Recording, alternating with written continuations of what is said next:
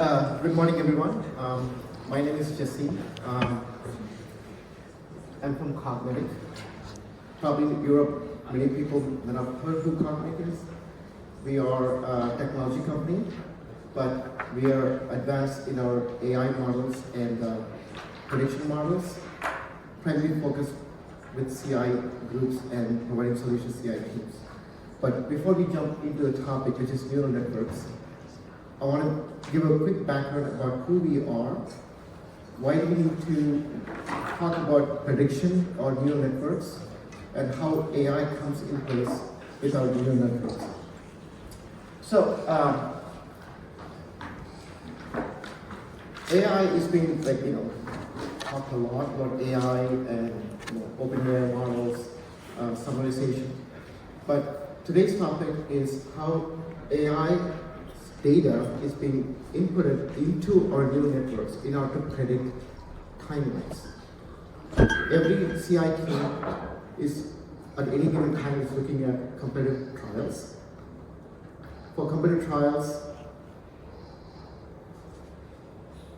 what are the different input parameters that we can use for AI models using neural networks to predict the primary completion of a trial? So that is what my colleague Gayathri is going to talk today. But before that, who we are as Kognitic.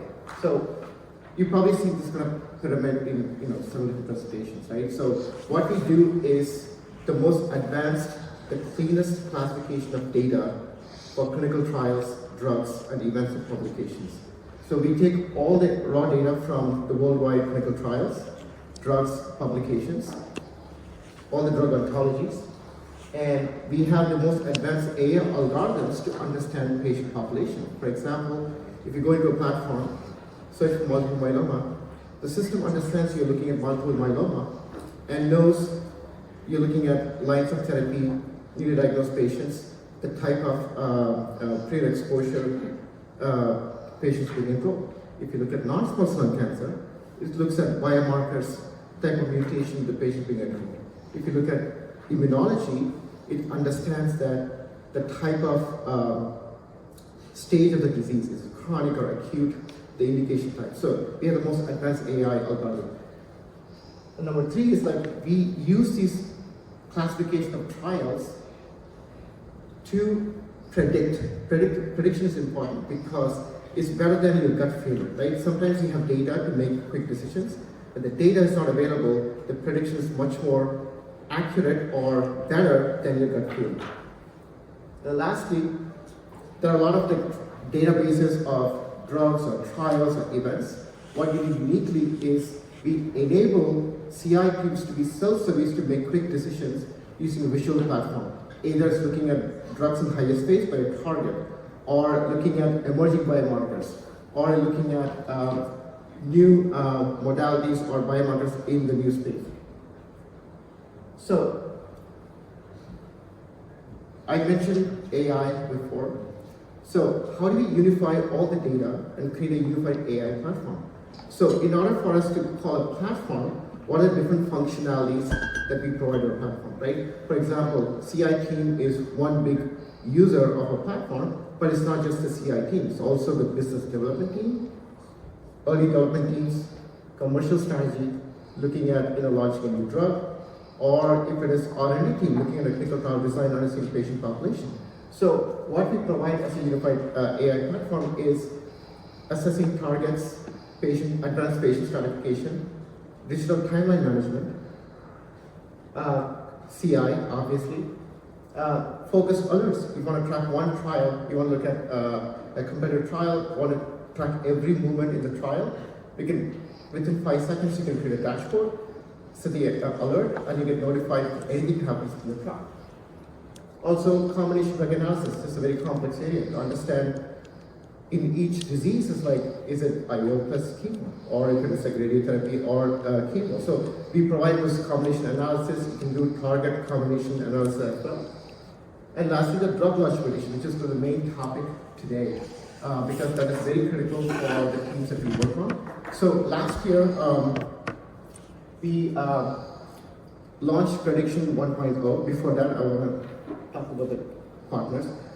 1.0, This year we have prediction 2.0. It's a next generation prediction which has more accuracy, because when people talk about prediction, it's like how accurate is your prediction? Because it's a prediction, so it's not an accuracy, it's about how confident our prediction is going to be. But in order for us to say like, why do we trust our prediction? Because the type of companies we work with. We work with some of the big pharmas, and they've been using, the CI teams in these big pharmas have been using prediction for the last 2 years. So, as Kognitic, as a unified platform, how different teams are using our product? CI teams, R&D teams, global marketing, commercial strategy, medical affairs, and R&D as well. So, just to give another background who we are as Kognitic. Last year, the PharmaCI conference in New York, I co-presented with the head of CI from Takeda on how they are completely digitally transformed their CI teams, and now they have started using prediction on top of the timeline management. Johnson & Johnson, one of our biggest customers, completely transformed the CI team using Kognitic. JP Morgan conference, one of the keynote speaker, Ken Keller, so use insights from our platform for his whole presentation. And then the last one is like, I can't name the customer, but their BD teams, search and evaluation, have been making important decisions using a platform for growth decisions. So, prediction is very important for CI teams, but in order for us to say why the prediction works, we want to show some use cases today. And in order to do that, the best person to do that is Gayathri, who is our VP of Scientific Strategy.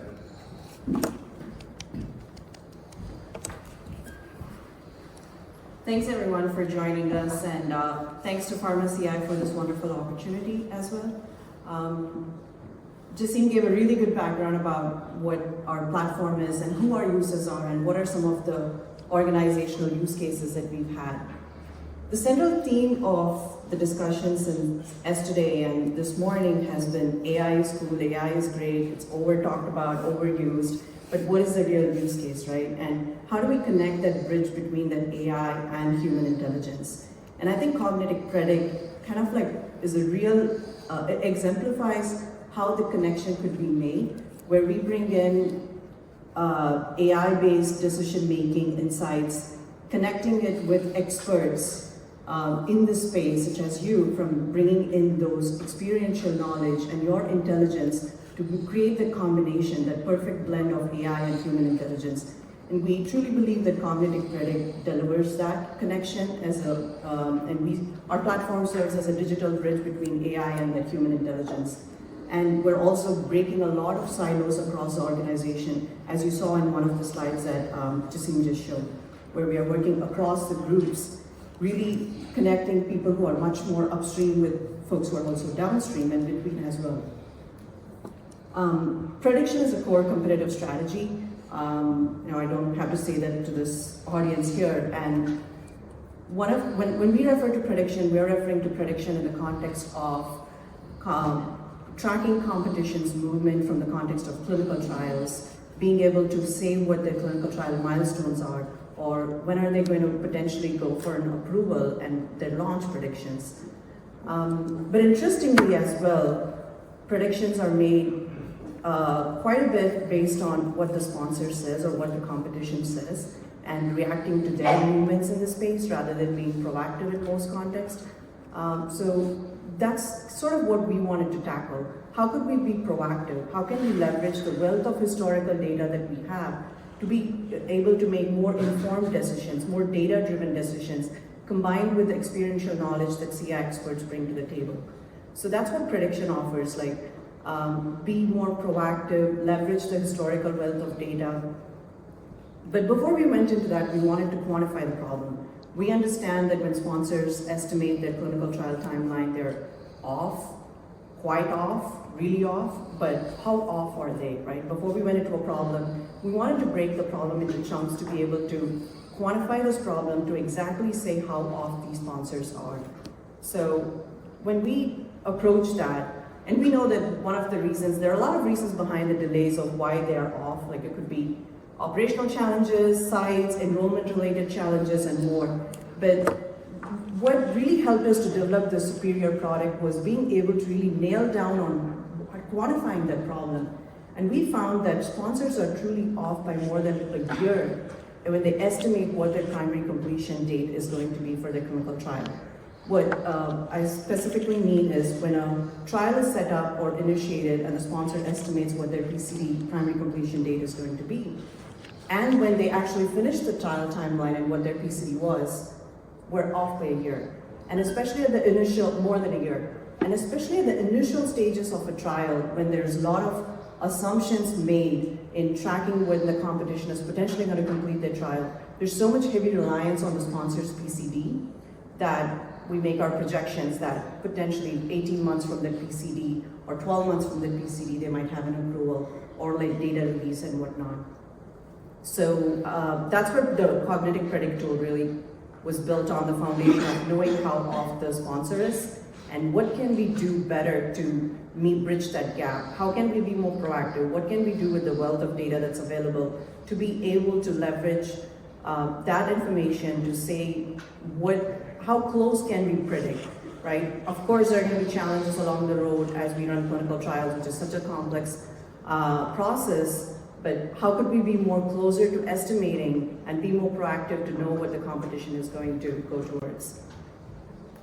So I'll give you what the answer is going to be before I dive into what we solved and what the product looks like. So we built a product with our neural network methodologies, and we deliver more than five times more accurate than sponsors' prediction. That's the value we bring to the table. We're 5 times more accurate than the sponsor, and the value in terms of time being 1 year off versus us being off by a quarter. I'll go into the details of that, but that's really the short narrative of what the value of Kognitic Predict is. And I know there could be a lot of questions in the room on how we built it or how accurate it is. I'll touch the surface of most of those things, but we're right behind in our booth, so we'll be happy to go into more details. But before I go ahead and talk more about this, we want one of our best client partners to say what Kognitic does. So I'm going to run this video real quick so you can hear it from our client and the product video of what Predict is. Think about companies when they report out a drug launch, or maybe you only see what's on clinicaltrials.gov, and you might think, I wonder if that's going to happen.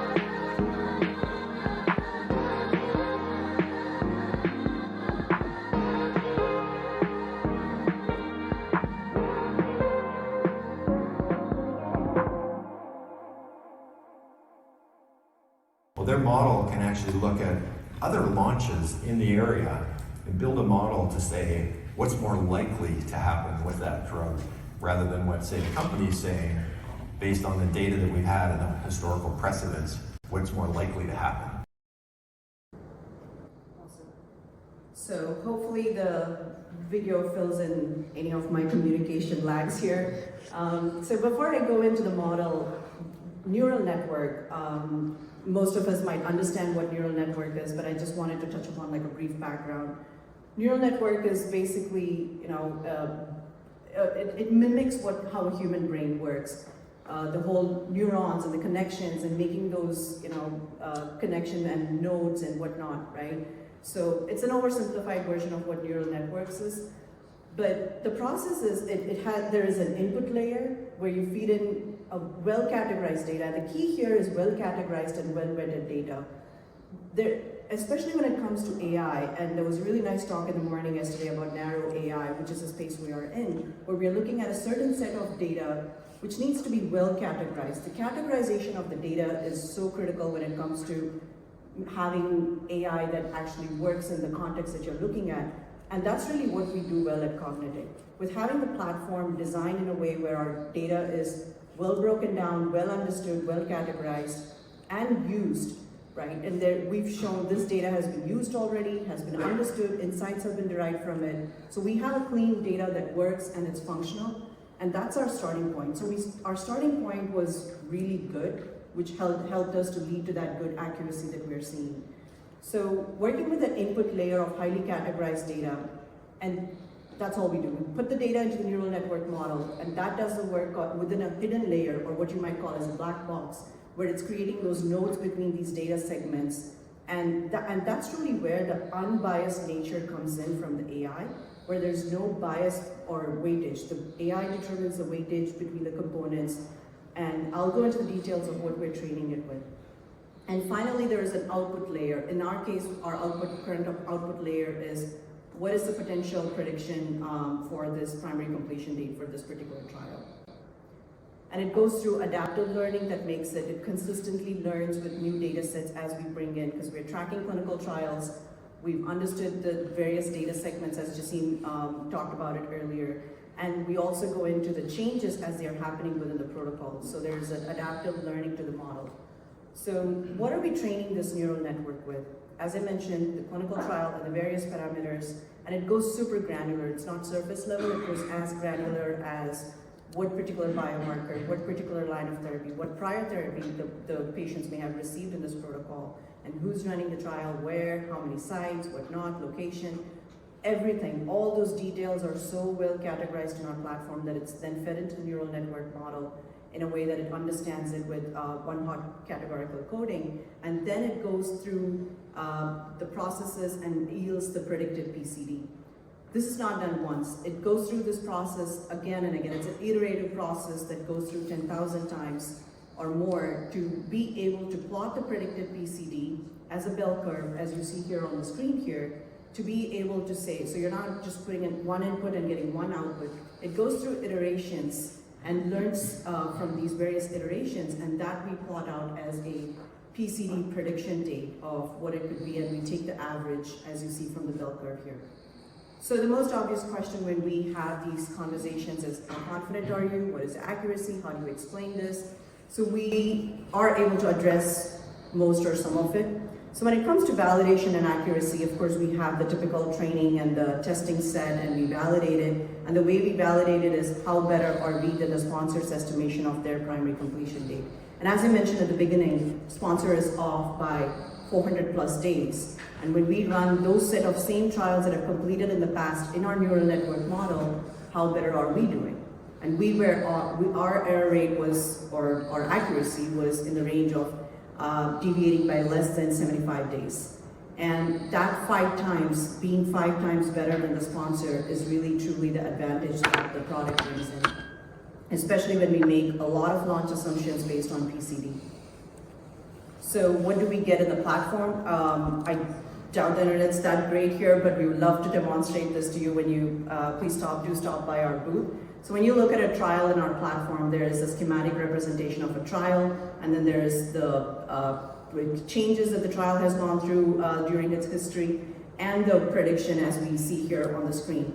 And this is what I meant early on by that bridge. So what our users or our client partners are now using the platform for is to have the 3-point view of what is the sponsor saying about this trial, what is our internal assumption based on our experiential knowledge and primary intelligence, what do we think this trial is going to look like, and what is a cognitive algorithm say this trial is going to have its estimation on their estimation of trial timeline. So it really brings in that 3-point view and really helps connect the team and have a unified platform where everybody, all the key stakeholders across, from CI and all the other stakeholders are able to look at this trial timelines in one unified way or a single source of information to be able to see what do we say, what does the sponsor say, and what is the algorithm saying, and then be able to pivot their strategy based on what's happening. And that really is what we think are some real use cases of how we're connecting the bridge between organization and algorithms and experiential knowledge. So how do we understand this? When I talked about neural networks, one of the things I said was that hidden layer, and it's sort of like a black box. If we ask specifically, how did you predict this on this particular trial?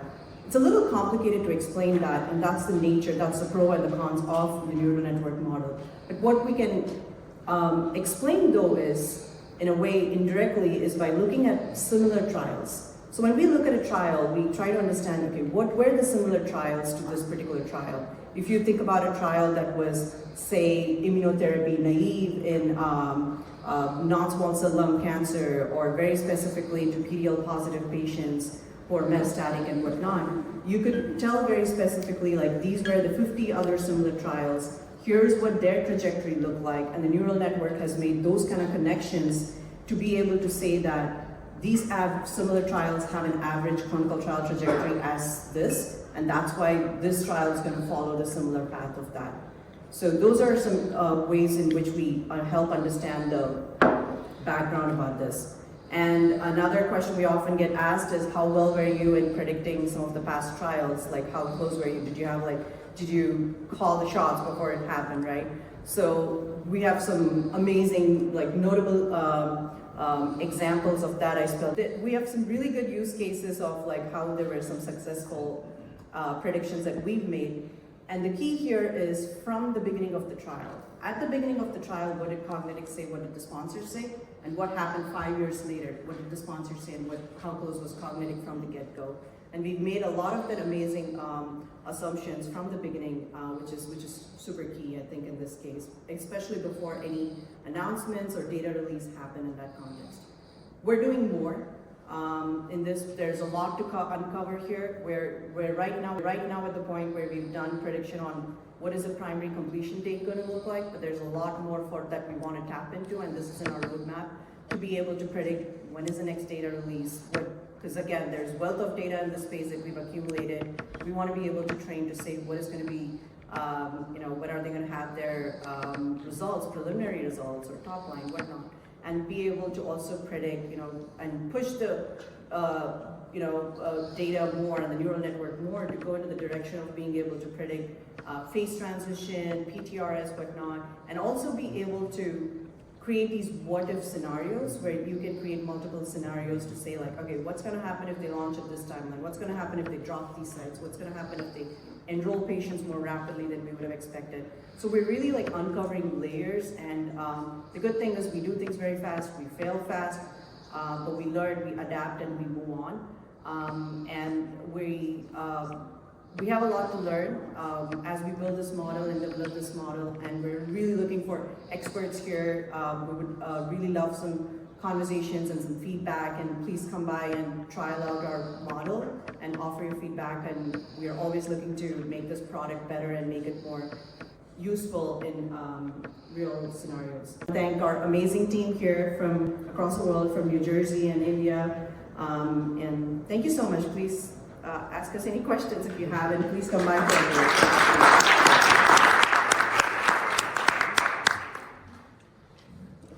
Thanks for a great presentation. Are there any questions?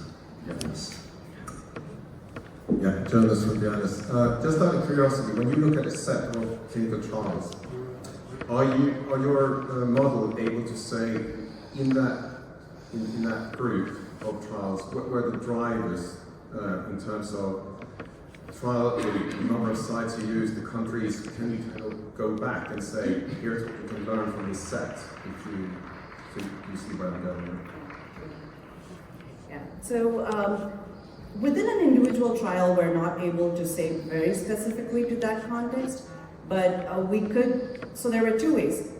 I'll give you a little bit of background about what we did before. we first did a linear regression model. With that model, we were able to be very specifically say that, okay, enrollment or patient sites, etc., and these were the drivers, these were the leading and lagging indicators. But so that model helps you go into the details of things, but the drawback of that model was that it was not accurate enough. That 5x accuracy that I was talking about was not something that we could get out of the model. It was like a very minimal value add. But the challenge with the neural network model is it's more accurate, but a lot of things happen behind the scenes in that hidden layer that you can't go in and tease out. But we're still trying to see what we can gather, and then lookalike is one of those things that helps us explain it to some extent. But we're really maybe potentially indirectly doing those vortex simulations that I was referring to will kind of like let you play with it and see what happens to be able to sort of understand where the drivers that were potentially behind the scene. The explainability is a little challenging with the neural networks, but we're really trying to see like what else can we specifically say. One more thing. So I just want to add one more thing to that. So last year we had prediction 1.0, this is 2.0. In 1.0, like Gayathri said, we had a regression model, and we had the leading and lagging indicators, the challenge with the accuracy. And the other thing is reason why you moved to prediction 2.0, the justification is, in the previous model, we are isolating individual trials, looking at key changes happening within a trial. That's why the accuracy was so low. Now, what we changed is, the AI is tagging all the clinical trials based on the patients being enrolled. So that becomes an input to the neural networks. So now we are collectively looking at all the patients' stratification by all the trials, similar trials. So that is giving us more accuracy than what we expect. That's the reason, yeah. Are there any other questions? I've got a few thoughts and questions if there isn't.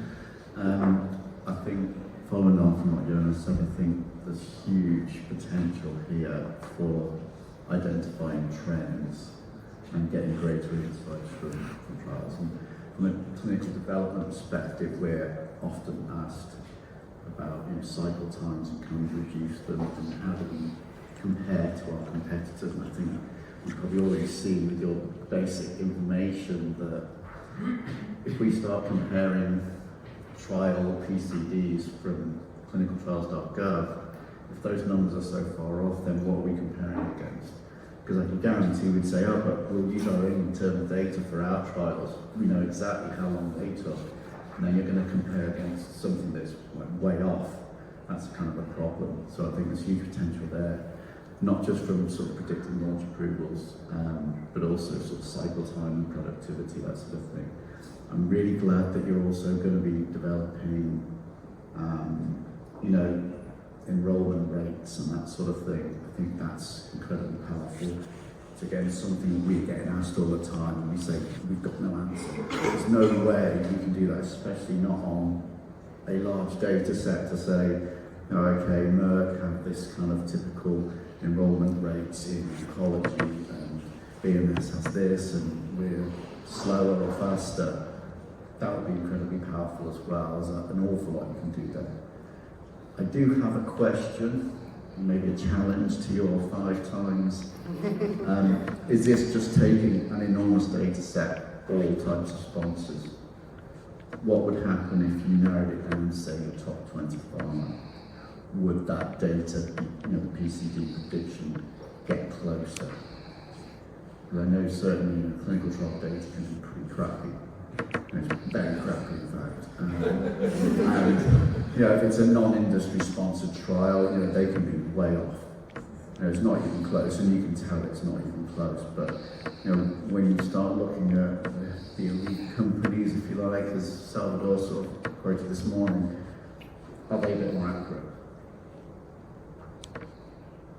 So, no, that's a great question, and I think the advantage is the model actually understands that, because we've categorized to say that Novartis, Johnson & Johnson, these are industry trials, and let's say a Wall Cornell is a non-industry. So the model knows that. So we haven't created that bias in the model by just only putting industry trials, but the model is able to draw those associations and patterns to be able to say that an industry trial is going to be much more advanced and faster than a non-industry or an institute-based trials. So all that calculation is done in the background. Because I also think you probably find that those that are good at doing a lot of trials are probably a bit more competent and the data's probably more accurate.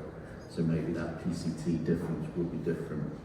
And before we move on to the next speaker, there's one other thought was, typically we're saying that the PCT is happening way after the prediction, but then you showed the example where it's way before. Now, do you have any thoughts about how that might be? Is it sandbagging by the company? Is it just being overly conservative? Because you can imagine the impact that that could have if you're not using something like Kognitic, you're looking at raw data, they're scheduled to finish in 2030, therefore we say they will launch 2032. In actual fact, it could be 2 years earlier, and that changes everything from your forecasting, your strategy, the whole lot. So I think that's incredibly powerful. If you've got data to say, this is quicker, you need to maybe start preparing, you maybe need to start adjusting some of your timelines and your forecast. So, to add to the point, Andrew, is in prediction, the new prediction model we have, we introduced what we call the confidence score. So, a confidence score could be 60%, 80%, 90%. So, it kind of gives you like, it can either, what's the range? Either it can have a conservative or it can be very aggressive as well. So that kind of gives you like, okay, here's the predicted PCT, but this is a range, 90% chance a drug can be approved or a trial can be completed. So I think that kind of gives the users additional information to make quick decisions. Yeah, I think that would be enough of a signal for me to say, hang on, team, we've got to get going here. We've got to assume that they're going to be quicker. Yeah. Let's get ahead, otherwise you're going to get caught cold. Are there any final questions before we move on? Great, thank you very much for a great presentation.